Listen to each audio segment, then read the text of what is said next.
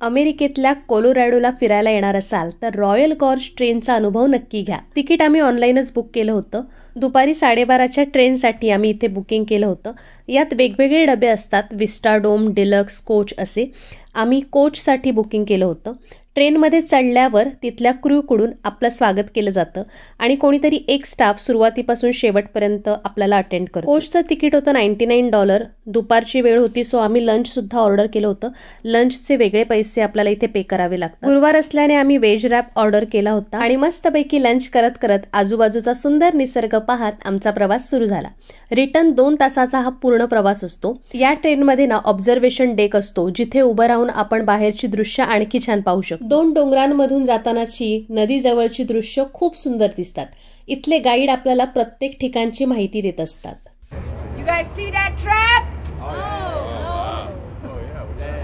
See how steep that track is. आमच्या mummy पप्पांचा हा अमेरिकेतल्या ट्रिपचा पहिलाच अनुभव होता। त्यांना सुद्धा हा एक्सपिरियन्स खूप आवडला। खूप छान छान आम्ही फोटो इथे काढले। आता थँक्सगिव्हिंग आणि ख्रिसमस सीझनसाठी सॅन्टा ट्रेन सुद्धा इथून निघतात। त्यासाठी सगळीकडे लाइटिंग केलेली असते आणि ते सॅन्टा व्हिलेज तयार करत होते, ते सुद्धा आम्हाला पाहायला मिळालं। या रूटवर एक उंच हँगिंग ब्रिज आहे, जो खालून पाहताना खूप भारी वाटतो। हा पाहायला आम्ही दुसऱ्या दिवशी गेलो। तिथे काय काय केलं पाहूया पुढच्या व्हिडिओमध्ये। तुम्हाला ही ट्रेन कशी वाटली मला कमेंटमध्ये नक्की सांगा।